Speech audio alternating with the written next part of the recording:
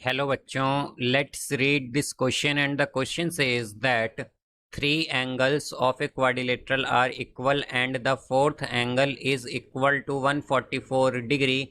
Find the measure of the equal angle by 12 of the quadrilateral. तो आइए अब इस क्वेश्चन को यहाँ पर हम सॉल्व कर लेते हैं. इस क्वेश्चन में हमसे कहा गया है कि थ्री एंगल्स जो हैं क्वाड्रिलेटरल के वो इक्वल हैं और जो फोर्थ एंगल है वो 144 डिग्री है.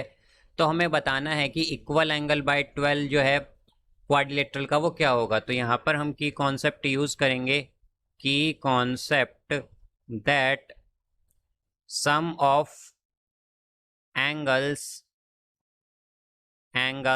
इन क्वाड्रिलेटरल. तो हमारे पास जो सम ऑफ एंगल्स होता है क्वाड्रिलेटरल में वो होता है 360 डिग्री.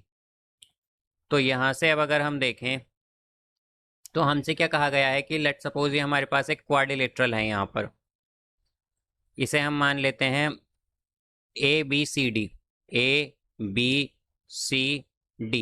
तो इसमें हमसे कहा गया है कि तीन एंगल जो हैं हमारे पास, यानी कि थ्री एंगल्स जो हैं वो हमारे पास इक्वल हैं. यानी कि हम मान लेते हैं कि एंगल A, एंगल B और एंगल C जो हैं ये इक्वल हैं और इन्हें हम मान लेते हैं कि तीनों x के इक्वल हैं. और जो एंगल D है यानी कि ये फोर्थ एंगल जो है हमारा, ये क्या है, 144 डिग्री है. तो अब अगर हम जैसा कि जानते हैं कि सम ऑफ एंगल्स क्या होता है क्वाड्रिलेटरल में, ये 360 डिग्री होता है. तो यहाँ से angle A plus angle B plus angle C plus angle D, ये क्या होगा हमारे पास 360 डिग्री.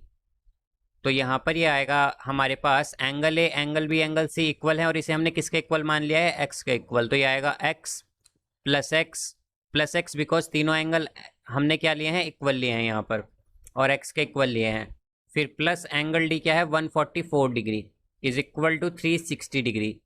तो यहाँ पर ये हो जाएगा 3x is equal to 360 degree minus 144 degree. तो 3x की वैल्यू होगी हमारे पास 216 डिग्री. तो x की वैल्यू क्या आएगी, x आ जाएगा हमारे पास 72 डिग्री.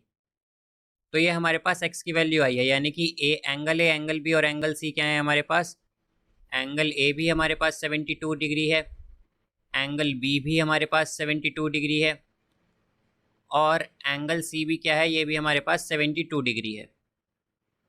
अब यहाँ पर हमसे क्या कहा गया है कि हमें बताना है कि इक्वल एंगल बाय 12 क्या होगा. तो इक्वल एंगल ABC, ये तीनों इक्वल एंगल हैं. तो हम क्या कह सकते हैं कि इक्वल एंगल बाय 12 जो है वो होगा हमारे पास, इक्वल एंगल्स का जो एंगल है वो क्या है, 72 डिग्री. तो ये आएगा 72 degree by 12.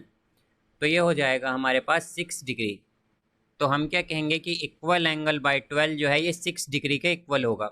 So I hope you understood it well. Best of luck. Thank you.